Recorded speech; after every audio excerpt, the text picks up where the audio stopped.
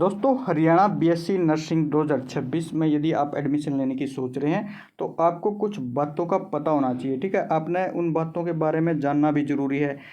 एक छोटी सी गलती आपके लिए भारी नुकसान दे सकती है। ठीक है, मान के चलिए यदि आप किसी चीज़ को मिस कर देते हैं, किसी चीज़ के बारे में आपको पता नहीं होता, ठीक है, और उस गलती के कारण आपके जो 3 से 4 साल हैं जो कोर्स है वो ख़राब हो सकते हैं, बर्बाद हो सकते हैं। ठीक है, तो आपने जब एडमिशन लेने की जब आप सोच रहे हैं तो उससे पहले आपने कुछ बातें, कुछ पॉइंट्स हैं जिनको जानना आपके लिए बेहद ज़रूरी है।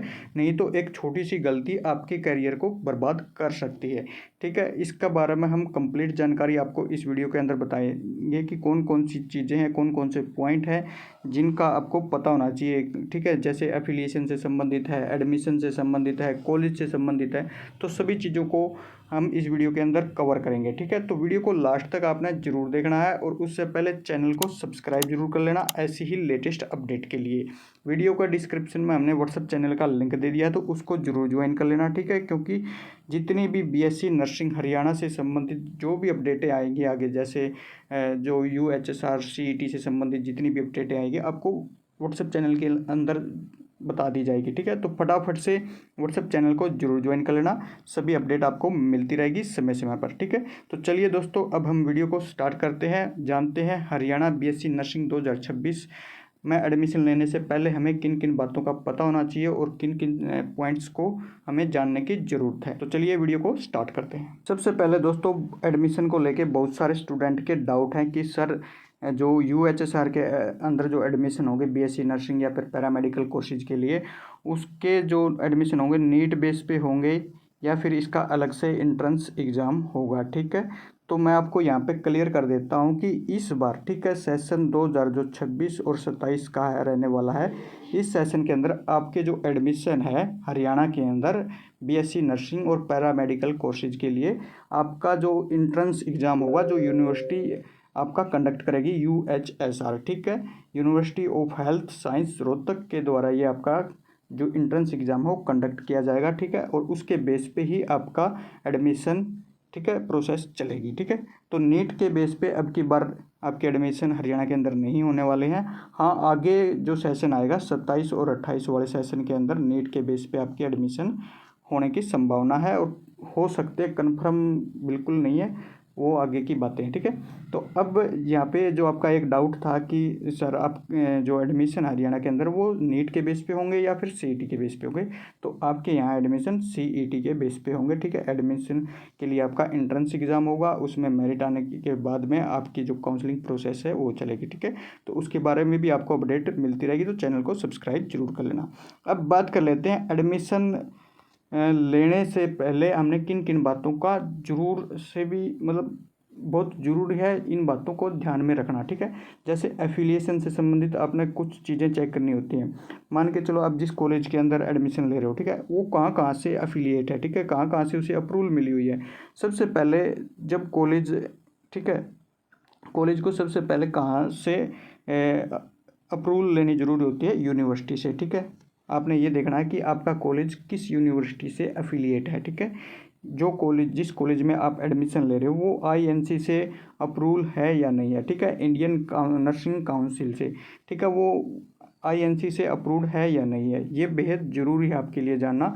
ठीक है, यदि कोई कॉलेज आईएनसी से अप्रूव्ड नहीं है तो वहाँ पे आपको बहुत सारी चीज़ों का नुकसान आपको हो सकता है। ठीक है, आपको मतलब आप बाहर अदर स्टेट के अंदर जॉब नहीं कर सकते, आप आउट ऑफ कंट्री नहीं जा सकते जॉब के रिगार्डिंग। ठीक है, डिग्री के बेस पे वैसे तो आप जा सकते हो, लेकिन डिग्री के बेस पे आप नहीं जा सकते।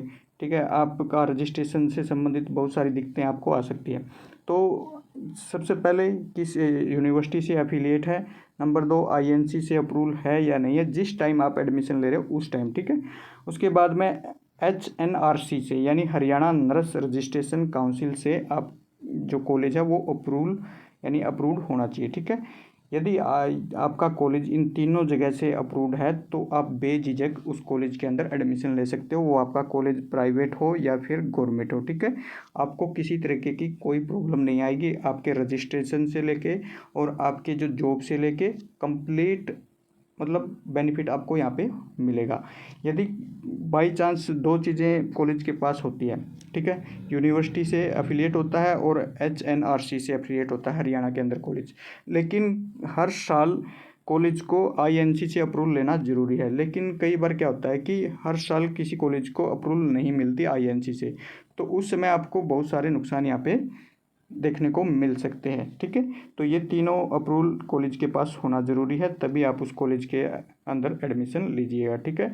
INC से अप्रूव्ड कैसे आपने चेक करना है, ठीक है, वेबसाइट के ऊपर, गवर्नमेंट जो वेबसाइट है उसकी जो वीडियो है मैंने ऑलरेडी बना रखी है, ठीक है, जिसका स्क्रीनशॉट आप स्क्रीन के ऊपर देख रहे हो। तो ये हमारे यूट्यूब चैनल कुलदीप सारथी के ऊपर जाके आप इस वीडियो को देख सकते हैं। आपको INC कैसे चेक करनी है किसी भी कॉलेज या किसी भी रिलेटेड कोर्स से संबंधित, तो कंप्लीट जानकारी वहाँ पे मैंने बताई गई, तो इस वीडियो को आप जरूर चेक कर लेना, ठीक है।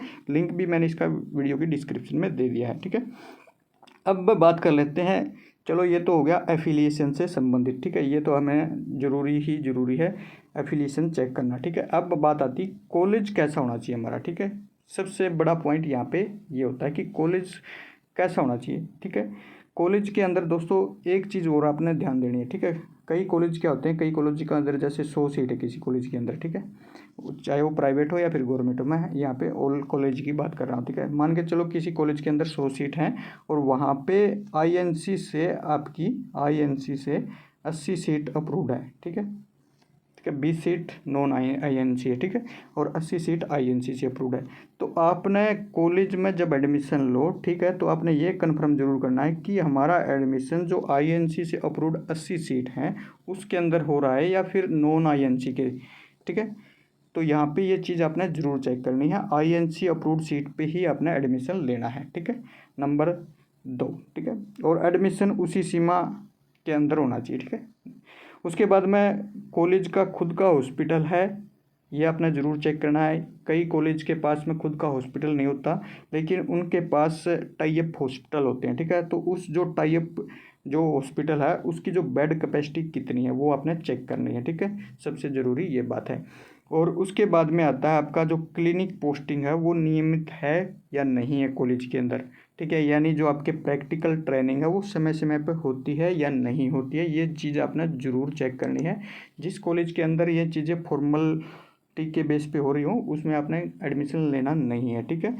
क्यों ज़रूरी है ये चीज़ें आपने चेक करना है, क्योंकि BSc नर्सिंग केवल थ्योरी से काम नहीं चलता, BSc नर्सिंग करना, ठीक है, कि आपने थ्योरी कर ली और आपका BSc नर्सिंग में काम चल गया, ठीक है। यदि आपने सक्सेस यानी अपने करियर को ग्रोथ करना है, ठीक है, तो आपने बहुत ज़रूरी है प्रैक्टिकल का ज्ञान होना भी, ठीक है। बहुत सारी गवर्नमेंट जॉब भी निकलती है BSc के बेस पे, ठीक है। उसके बाद में प्राइवेट हॉस्पिटल के अंदर भी बहुत सारी BSc के बेस पे जॉब निकलती रहती हैं, ठीक है। नर्सिंग जो रजिस्ट्रेशन है, तीनों के लिए बहुत ही अच्छा है कि आपको प्रैक्टिकल जो एक्सपीरियंस है वो होना ज़रूरी है, ठीक है, सबसे ज़रूरी है प्रैक्टिकल एक्सपीरियंस होना। और ये कॉलेज के अंदर, ठीक है, टाइम टू टाइम है, तो आप उसी कॉलेज के अंदर एडमिशन लीजिए, चाहे उसकी फ़ीस कम हो चाहे ज़्यादा हो। कुछ बच्चे कम फीस के कारण अपने करियर को मतलब अंधेरे में रखते हैं, ठीक है। थोड़ा सा वहाँ पे उनको यही होता है कि उनको प्रैक्टिकल वगैरह की नॉलेज नहीं होती, सिर्फ उनको थ्योरी की नॉलेज होती है।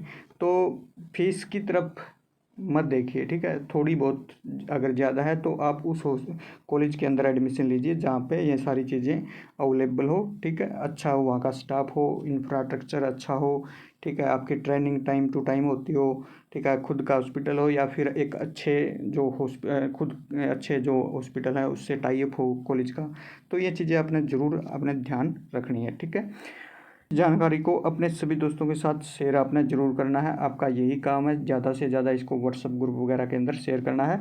और व्हाट्सअप इस वीडियो के डिस्क्रिप्शन के अंदर व्हाट्सअप चैनल का लिंक दे दिया है। यदि आप हरियाणा के अंदर UHSR CET का एग्ज़ाम देने की सोच रहे हैं तो सभी अपडेट, जैसे कब आपके एग्ज़ाम निकलेंगे उस टाइम और जो आपकी काउंसलिंग होगी उससे रिलेटेड सारी अपडेट आपको व्हाट्सअप चैनल और यूट्यूब चैनल के ऊपर मिलती रहेगी। तो चैनल को ज़रूर सब्सक्राइब करें और व्हाट्सएप चैनल को ज़रूर ज्वाइन कर लेना। ज़्यादा से ज़्यादा इस वीडियो को अपने सभी दोस्तों के साथ शेयर ज़रूर करना। मिलते हैं एक और नई वीडियो में नई अपडेट के साथ। जय हिंद, जय भारत।